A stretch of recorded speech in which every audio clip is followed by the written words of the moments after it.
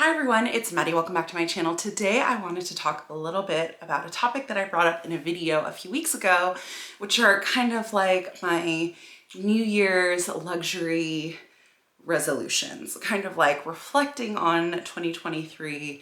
What did I learn? What am I going to do going forward? And what am I not going to do? I have some notes that I wrote down on my phone, so I'm just going to pull those up to remind me of what I had thought, because I think helping document kind of like changes you want to make, things you want to do differently is a lot easier. Oh my gosh, you hear that knocking on the door? Okay. All right, so I'm not home alone. We have background noise, so just ignore that if that happens. Okay. It helps to document kind of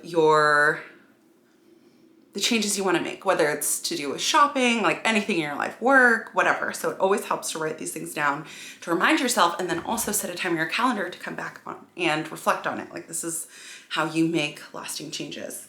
So what are my luxury resolutions for next year? All right, the first one that I wrote down is stick to Chanel. And this is mostly in terms of ready-to-wear and handbags. Basically in 2023, I started to dabble in Prada ready-to-wear and Prada handbags and Miu Miu handbags. And even though within this year, like, I bought several of those pieces, by now, most all of them are gone. I have a couple Prada headbands. I have a couple Prada ready-to-wear pieces, but the majority of it moved on because I didn't wear it. It didn't really speak to me. It wasn't really up my alley. I saw this really interesting post from Claire Banks the other day on Instagram, and she was talking about how it's helpful to have 3 words to kind of encapsulate your personal style, your personal brand. And when things, the 3 words don't apply to the items that you have, you know that they're not exactly right for you. And I feel like me thinking through my 3 words, one of them was like feminine, and I didn't feel like the pieces I had from Prada were very like feminine. They didn't feel like feminine, fun, kind of sweet the way that Chanel does. And it didn't really end up working for me. I wasn't getting value out of it. I didn't see myself getting value out of it. There's just something a little bit off about it. And so in the end, I wasted a lot of money buying and reselling these Prada pieces, which also don't retain as much value as Chanel. And on top of that, just in terms of like budgeting, ROI, stuff like that, it's better to focus on a few brands. Like, of course, if you have endless money, you can be a VIC at every brand and spend lots of money everywhere. But if you're only spending a set amount for the year, I think it's a really good idea to kind of focus that spending at 1 or 2 places to like really invest and get more back, right? So like, if you are going to, people who have focused on like the Hermes journey, for example, they're like, I'm really just focusing on spending at Hermes right now because I want to get through this journey, and you kind of can't get there $500 at a time. You need to get there with like larger amounts of money at a time. And so I think focusing on Chanel is just going to be the higher ROI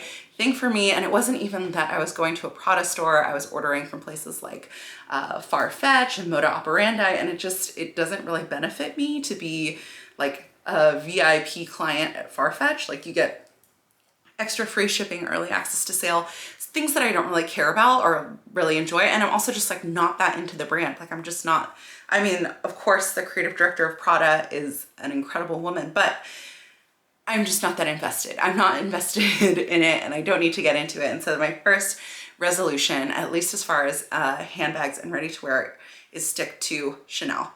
Now, does that mean my Hermes journey is over? No, I'm still hoping for a Birkin this year, but my second resolution is actually related to that, and it's set a boundary on the Hermes journey. So I am officially going to reevaluate everything in June. Is this working for me? Because ultimately, the resale on Birkins and Kellys is really coming down. I have 2 Kellys, like here's one. I don't need more Kellys. I don't need a collection of 50 Birkin bags. I would like one, and to see if that bag works for me and kind of go from there. But I'm not trying to be head to toe in Hermes. This kind of goes back to like those clothing, like a lot of it is just like comfortable sweatshirts and t-shirts and activewear, and that's really nice, like a wool coat, of course, but I'm not a horse person. I'm not a horse girl. I don't need a scarf with a horse on it. So I just want to I want to set stronger boundaries on my Hermes journey. That and changing sales associates in the middle of last year, it kind of like reset things for me. And so I just want to be eyes wide open going into it. Things change, and I'm going to reevaluate everything in June. That's not to say that I don't like the things that I've bought so far. I do. I know I don't want to get caught up in it, and I don't want the same thing that happened with like Prada to happen with Hermes. So that's my second one. My third one, and we discussed this kind of at length over my Chanel costume jewelry video, is I'm cutting myself off. No more costume jewelry. Okay. I have a couple pieces from Cruise that are coming in, but besides that, like I really I'm just going to say none. And then if I really, really need something, I'll probably break my rule. But I think that setting the goal of no costume jewelry instead of like 1 or 2 pieces and then 2 becomes 3 and then 3 becomes 4, like no more costume jewelry. I have enough. I have everything I need. In fact, maybe too much. I'm cut off. Like that's done. Now, knowing myself, like just going cold turkey on something it doesn't always work super well. But my 4th luxury resolution is kind of a trade-off, and in fact will have to be a trade-off, what we were talking about in terms of investment, right? I only have so many dollars to spend. So my 4th resolution is to invest more into fine jewelry. When I reflect back on 2023, the amount of money that I spent on costume jewelry, I could have gotten a significant amount actually of fine jewelry from some of these like really big brands, which are very expensive and also overcharge and blah, blah, blah, blah, blah. You pay for the label, blah, blah, blah, blah, blah. We all know that. But that amount of money, I could have gotten some very nice pieces from like Van Cleef Arpels, Cartier, etc. So that is my 4th and final luxury resolution this year. And on that note, I want to give a little preview for you. I have a couple small unboxings coming from VCA and Cartier, which I will show after this. If you can't wait, you got to know, you don't want to talk about it, just follow me on Instagram because things kind of happen earlier over there, and that is the plan there. Anyway, I hope you guys really enjoyed this video. If you have any luxury resolutions for 2024, I want to know them. Share them down below. Another thing is, if you can, please, if you liked this video, if you enjoy my content, please subscribe. Okay, subscribing, it sounds like, I know everyone hates it. Blah, subscription, gross. You're like, I have Netflix, I have Hulu, whatever. Like, I do not need Maddie Shops on top of that. Subscribing on YouTube is actually 100% free to you, but it means a lot to me. So if you want to give me one gift for 2024, it would be to please subscribe and like this video if you enjoyed it. Okay, that's all, you guys. I hope you're all having a great day.